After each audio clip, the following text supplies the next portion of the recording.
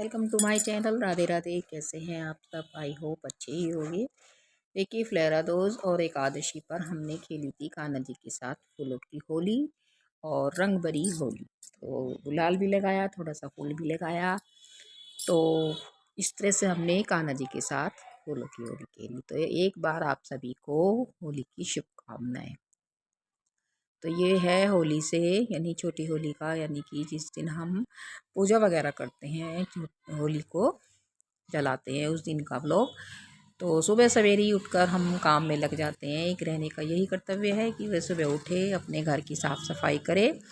तो यहाँ पर मैंने मतलब बर्तन तो हम रात को ही साफ़ करके रख देते हैं, लेकिन रसोई बासी नहीं होनी चाहिए। तो उसमें हमें थोड़ा सा ना गीला कपड़ा करके मार देना चाहिए, जैसे कि छिपकली वगैरह या कुछ जैसे कॉकरोच वगैरह होते हैं, तो हमें साफ़ वगैरह कर लेनी चाहिए। यहाँ पर मैं रसोई में कपड़ा मार रही हूँ और साथ में ही मैं यहाँ पर अपने जो खाने का पानी है और पूजा करने का जो पानी है वो मैं भर कर रख दूँगी। तो यह इस तरह से मेरी यहाँ की रसोई की सफाई हो जाती है। तो इस तरह से मैं यहाँ पर पूरी सफाई कर लूँगी। तो बिना साफ़ सफाई के हमें रसोई में प्रवेश नहीं करना चाहिए। तो आप सभी जानते ही हैं कि नहा धोकर और साफ़ कर कर ही हमें रसोई में प्रवेश करना चाहिए और पवित्र अवस्था में ही हमें खाना बनाना चाहिए। तो ये मैंने कई वीडियो में शेयर किया है। तो इस तरह से मैं यहाँ पर एक डस्टिंग सी कर दूँगी और यहाँ पर मैं देखिए मंदिर के बर्तन भी मैंने साफ़ करके रख दिए हैं। तो बस मेरी पूजा मतलब नहा धोकर मैं पूजा करूँगी और ये सब कार्य मेरा यहाँ पर ख़त्म हो गया। और यहाँ पर ही मैं अपने मतलब रसोई के कपड़े यहाँ पर सुखा लेती हूँ। तो इस तरह से यहाँ पर एक ये मेरी रेलिंग लगी हुई है। अब थोड़ी सी सफाई हमें करनी चाहिए, घर की साफ़ सफाई। ये मेरा एक दिन का पहले का वीडियो है।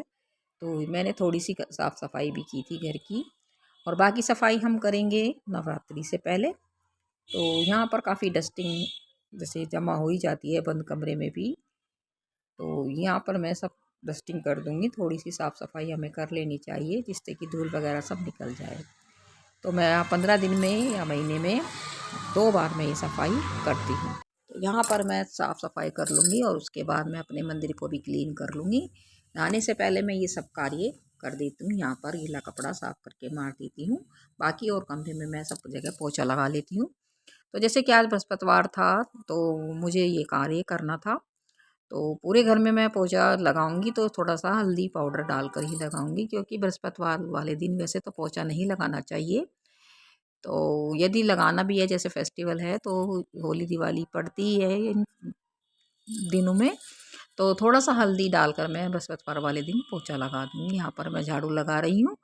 तो सबसे पहले हमें बासी झाड़ू घर में से निकाल देनी चाहिए और उसके बाद हमें साफ़ सफाई कर लेनी चाहिए। बिना झाड़ू के हम खाना नहीं बनाना चाहिए बिल्कुल भी। ये तो मैंने हर वीडियो में शेयर किया है कि एक गृहिणी को अपने घर की साफ़ सफाई अवश्य ही करनी चाहिए, जिससे कि नेगेटिव ऊर्जा दूर हो जाए। रात में जो नेगेटिव ऊर्जा रहती है वो सब हमारी दूर हो जाती है। तो इसके बाद मैं आई हूँ अपने मंदिर में। तो मंदिर में देखिए चुईयाँ वगैरह होती हैं, चूहे वगैरह होते हैं। ये तो मैं मंदिर की भी मैं साफ़ सफाई 2 दिन करती हूँ। तो हफ्ते में 2 बार मैं अवश्य ही मतलब कपड़ा चेंज कर देती हूँ, जिससे कि मंदिर साफ़ सफाई रहे। मंदिर वह स्थान होता है जो कि हमारा बिल्कुल क्लीन होना चाहिए, क्योंकि यहाँ पर भगवान का वास होता है। तो इस जगह को तो हमें बिल्कुल साफ़ करके ही रखना चाहिए।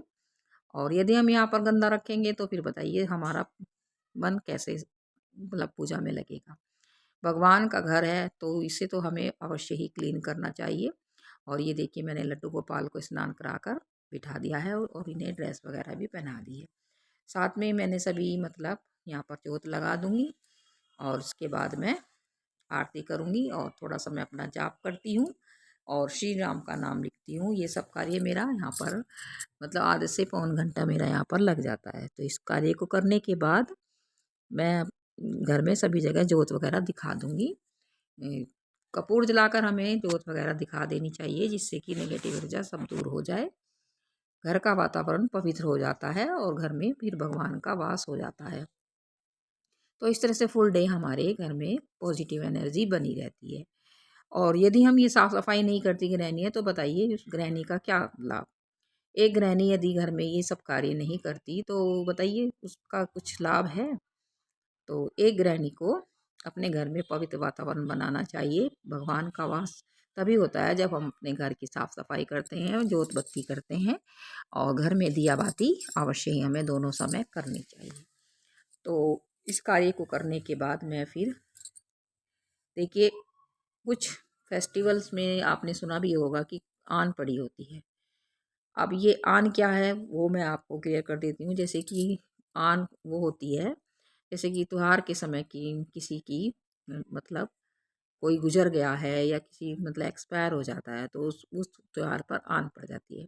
तो प्राचीन समय की ये परंपराएं हैं जो सदियों से चली आ रही हैं। तो लेकिन मेरा तो मानना है कि इन परंपराओं को थोड़ा सा हमें चेंज करना चाहिए। तो मैंने अब यहाँ पर मैं थोड़ा सा मैं क्लियर करूँगी बाद में। तो मैं अब यहाँ रेडी होके जा रही हूँ गांव में जोत लगाने के लिए, जहाँ पर हमारे देवता विराजमान हैं। तो मैं रहती हूँ सराय में और हम जा रहे हैं अपने गांव में रामनगर, जहाँ पर मैं माँ की मतलब कहना चाहिए शादी होकर जहाँ पर हम आते हैं, वहाँ के हमारे जो देवता होते हैं उनको हमें जोत बत्ती करनी होती है। अपने देवताओं को मनाना हमारा सबसे बड़ा कर्तव्य है। जैसे हम अपने भगवान को मनाते हैं ठीक वैसे ही हमें देवताओं को भी मनाना चाहिए। उनके बिना देवताओं को मतलब प्रसन्न किए बिना तो भगवान भी प्रसन्न नहीं होते। सबसे पहले हमें उनकी पूजा करनी चाहिए। तो यहाँ पर मैं अपने गांव में जा रही हूँ। देखिए ये गांव का दृश्य कितना सुंदर लग रहा है। तो मैं होली दिवाली को और वैसे भी मैं रविवार के दिन यहाँ पर चली जाती हूँ। तो जिस तरह से मतलब जोत लगाने के लिए ये हमारे गांव मतलब हमारे गांव से 6 किलोमीटर दूर पड़ता है, जहाँ पर मैं रहती हूँ सराय से। तो अब मैं लगाऊंगी जोत और उसके बाद मिलते हैं। तो यहाँ पर मैं जोत लगाने के बाद घर आ गई हूँ। तो एक बार आप सभी को फिर सभी त्यौहार होली हो या दिवाली हो बुराइयों पर अच्छाई की जीत के प्रतीक होते हैं। जैसे कि आपने देखा ही होगा कि हिरण्यकशिपु ने अपने ही भांजे को अपनी बहन के लड़के को अग्नि में जलाना चाहा, लेकिन अग्नि ने उसको टच भी नहीं किया और सच्चाई की जीत हुई। प्रहलाद ऐसे के ऐसे ही आ गए और होलिका जो उनकी बहन थी वो जल गई। तो इस तरह से बुराइयों का अंत हुआ और अच्छाई की जीत हुई। जो भगवान का नाम लेता है भगवान उसे अवश्य ही बचा लेते हैं। इसलिए प्रहलाद को बचा लिया गया और होलिका का दहन किया गया। तो इस तरह से हम होलिका जलाकर मतलब कि हम बुराइयों का अंत करते हैं। तो हमें भी अपने अपने मन की बुराइयों को अंत कर देना चाहिए और जो हमारे रिश्ते हैं उनको होली का रंग लगाकर फिर से उन्हें नया जीवंत करना चाहिए। तो इस तरह से हम यह होली का पर्व मनाते हैं। और इसके साथ ही मैंने बनाई होली के पर्व के लिए लड्डू गोपाल के लिए ड्रेस, जिसमें कि मेरे कान्हा जी होली खेलेंगे और होली खेलने के बाद नई ड्रेस पहनेंगे। ये 2 ड्रेस मैंने बनाई है जो कि वाइट कलर की बनाई है। इस पर मैंने थोड़े सा प्रिंट आउट किया है, जैसे कि ब्रश की सहायता से मैंने इसमें थोड़े से डॉट्स लगाकर इसको बनाया है। तो ये कलरफुल ड्रेस मैंने रेडी की है। तो आप भी इस तरह से होली की ड्रेस बना सकते हैं।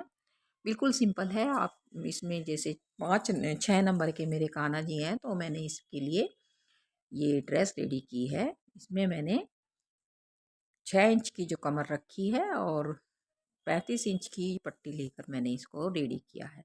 और साथ में ही मैंने देखी इसमें थोड़ी सी लेस भी लगाई है और ये कुछ डॉट्स लगा दिए हैं जिससे कि प्रिंटेड सी बन गई है। तो एक होली का लुक दे रही है होली की ड्रेस। और इसमें मैं अपने कान्हा जी को होली खिलाऊंगी। और साथ में ये दूसरी ड्रेस मैंने बनाई है, इसमें मैंने चौड़ी लेस लगाई है और पतली ड्रेस लगाकर इसको चोली जो है मैंने इसके साथ ही अटैच की है और थोड़े से मैंने कलरफुल बनाने के लिए इसमें डॉट्स लगा दिए हैं।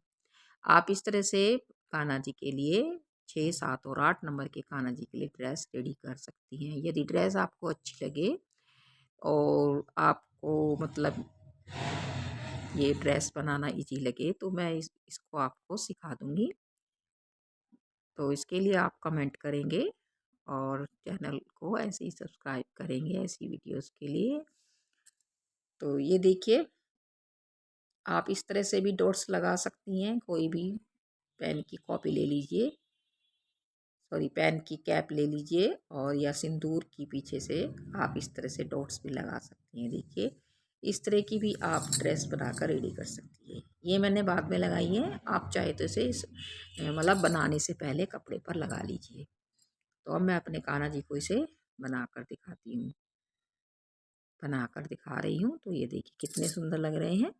बिल्कुल हल्की फुल्की सी ड्रेस है, गर्मियों के लिए एक परफेक्ट ड्रेस है।